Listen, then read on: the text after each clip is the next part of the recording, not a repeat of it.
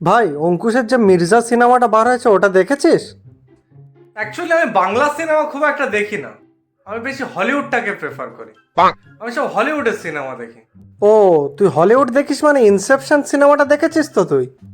Inception, ওটা তো আমার ফেভারিট সিনেমা। আমি খুব কম করে হলে 8 থেকে 10 বার দেখেছি। মানে আমার খুব ভালো লাগে ওই সিনেমাটা। আচ্ছা, ওই সিনেমার নায়কটা কে ছিল বলতো?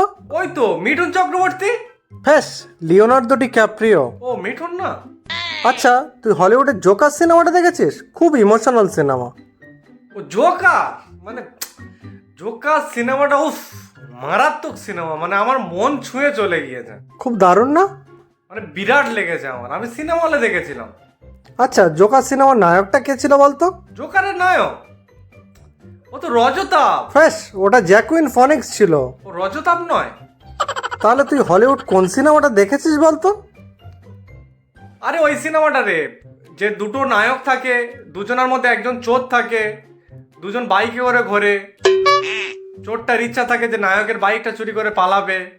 শেষ পর্যন্ত লাস্টে চোরটা আর নায়কটা বন্ধু হয়ে যায়, গিয়ে চোরটা লাস্টে মারা যায়। ফ্রেশ, ওটা তো দেব আর জিতের সিনেমা, দুই পৃথিবী। ও ওটা হলিউড নয়? ফ্রেশ, ওটা তো বাংলা সিনেমা।